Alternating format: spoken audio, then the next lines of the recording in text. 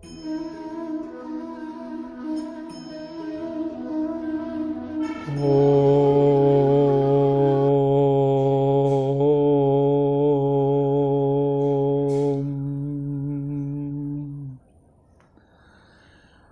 दर्शकगण, सादर नमस्ते। पिछली बार हमने गीता चालीसा के 10वें श्लोक पर चर्चा की थी। आज 11वां श्लोक। प्रसंग चल रहा है, अर्जुन पूछ रहे हैं कि स्थित प्रज्ञ की क्या परिभाषा है, जिसकी बुद्धि स्थिर हो उसकी क्या उसके लक्षण हैं। उसी चर्चा में ये अगला श्लोक भी आया है और ये अगला श्लोक चर्चा में बता रहे हैं भगवान कृष्ण इस श्लोक में कि जो व्यक्ति दुख से उद्विग्न नहीं होता और सुख के प्रति जिसकी लगाव नहीं होता है, सुख की वो इच्छा नहीं करता है, ऐसा व्यक्ति स्थित प्रज्ञ होता है।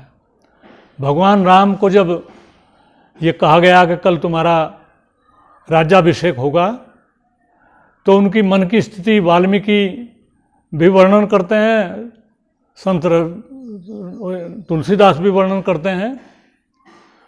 वो समभाव में रहते हैं और जब उनको सूचना मिलती है कि उनको वनवास होगा, तब भी वो वैसे ही रहते हैं, समभाव में।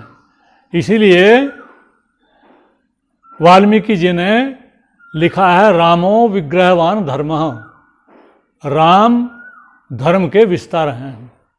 वेद शास्त्र जिससे न पढ़ा जाए वो राम के चरित्र को पढ़ लें, उसको वेद शास्त्र का जो मर्म है समझ में आ जाता है। तो ये जो श्लोक है, ये श्लोक है, दुखेषु अनुद्विग्न मना सुखेषु विगत स्पृह वीतराग भय क्रोध स्थिर मुनिर उच्यते। दुखेषु अनुद्विग्न मना, ये इसका अर्थ समझना तो बड़ा सरल है। दुखों में जिसका मन उद्विग्न नहीं होता, किसका नहीं होता, हम कल्पना भी नहीं कर सकते, ये सबका होता है, लेकिन जो सिद्ध महापुरुष होते हैं उनका नहीं होता है, क्योंकि वो भगवान को समर्पित करके रखते हैं अपने आप को, उसकी शरणागति में रहते हैं। सुखेषु विगत स्पृह, और सुखों में जो सुप्रिया रहित होते हैं, जो उसमें चिपकते नहीं सुखों से, आ जाए तो ठीक है, नहीं आ जाए तो ठीक है। वीत राग भय क्रोध, राग अनुकूल के प्रति हमें राग होता है, अनुकूल वेदनीयम रागः, और प्रतिकूल से हम द्वेष करते हैं।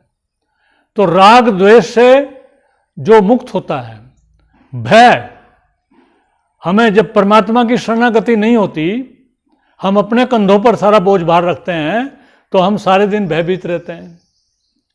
जीवन का, मृत्यु का तो भय है ही, किसी जो चीज हमारे पास है उसकी छीन जाने का भी भय है।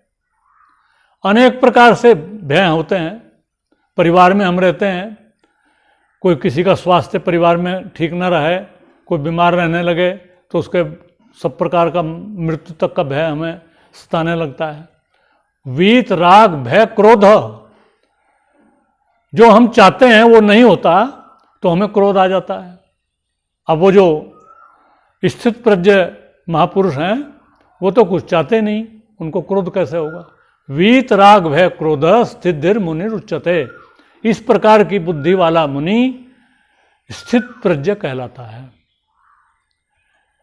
तो स्थित प्रज्ञ की परिभाषा, उसके लक्षण में उसके जो मन की स्थिति है वो यहाँ पर भगवान कृष्ण अर्जुन को समझा रहे हैं। बड़ा गहरा विज्ञान है और बड़ी आध्यात्मिक साधना के महापुरुष जो हैं वो यहाँ तक पहुँच पाते हैं।